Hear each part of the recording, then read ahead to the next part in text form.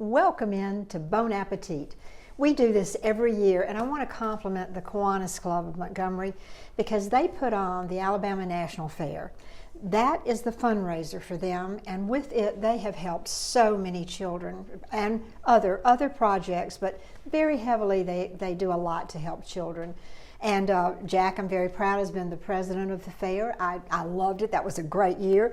And every year we bring in the best cooks from the Creative Living Center at the Alabama National Fair, which will be 10/6 through 10/15. And we have with us, he's known to me as Melissa's husband. He's known to everybody else as Ron Welch. And we are so happy to have you. And going back to families, we were talking about families too. You and your wife compete in this, but it's a family affair. It's a warm kind of competition, and families that cook together stay together. Yes. And what have you got for us today? Well, the thing I brought today was the Steak Appetizer put on by the Alabama Cattlemen's Association. They sponsored this event, so you could use any cut of meat you wanted. You come up with an appetizer that you think will impress the judges, and this happened to be it last year, so I'm proud of it. So you won a prize for this one, huh? I did, first place. First place, all right. We have only the best for you.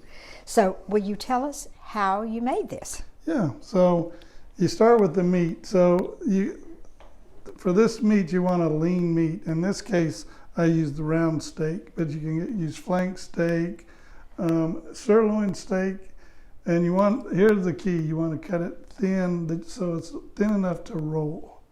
And so any kind of meat that's lean, the more fatty it has in it, when you start to cook it, it'll just fall apart. So you want it to stay together to hold the veggies that you put inside of it. Do you do anything for, like, meat is so expensive, and you can still get a great piece of meat with a round steak, flank steak maybe. Right. Do you do anything to make it more tender to work with? Yes, so you get to tenderize it a little bit with salt and pepper, and in this case I use Worcestershire sauce. And when you do that, you want to do it for at least 2 to 3 hours. In this case, I did it for 7. Okay. So it helps break down the meat just a little bit. And then you can take a mallet and you can beat it a little bit, those meat mallets, and beat it, and it tenderizes a little bit. But I've found that this round steak, the texture of the meat has little tears and stuff in it, so that helps a little bit. Okay, and then what all does it take to make these good-looking things? Okay, so I've got a little demonstration here that I wanted to do for you, but like I said, you take your steak and you're going to slice it as thin as you can. I would prefer about 1/8 of an inch, maybe. You don't want it to get too thin because then it cooks too fast, and then you lose your moisture in your meat as well. So you want a little bit of thickness, but you want to be able to get the meat cooked all the way through. And so I brought an exhibit, and this is the piece of meat. You want to cut it about 1/8 of an inch, like I said, 1/4, somewhere like that. And first you're going to marinate that. Then you're going to take your vegetables and you're going to julienne cut them, and you don't want to cut them too small because this is what it started out to be like, and this is what you ended up with. So it cooks down a little bit, and you're going to put a little bit of that. And in this case, we had carrots, we have zucchini, we have green pepper, and some green onion on top, and you just layer it in there like that. And then you're going to take your meat and you're just going to roll it up. And once you get to the end of it, and don't make it too long, because if it gets too much meat in there, it's not going to cook correctly. Right. So you just get that, these gloves, and you're just going to stick your toothpick in there,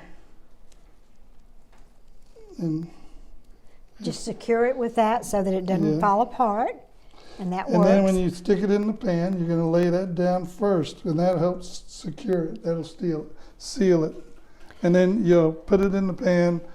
In the pan, that's a big thing too, because you're going to start with some butter, melt that down, and put some shallots in it. And those shallots, you're going to get them translucent. And then you're going to add balsamic vinegar, brown sugar, and beef broth, and that's going to make this syrup that's on top of it, and it gives it a lot more flavor. That makes the sauce. Mm-hmm. And then, Ronnie, do you spoon that over before? Yes, I'm at assuming? the end of it, you cook your meat, and once you get it all cooked, you put it out, and the last thing you do on the display is put that sauce over the top. Oh, that looks so good. And it's not that expensive to make. No, it and- really isn't. It's not very many vegetables, Right? but it gives you the color, Uh-huh. and it gives it a good appearance. And that's what you try to do with food is if it looks good, it's probably going to taste good.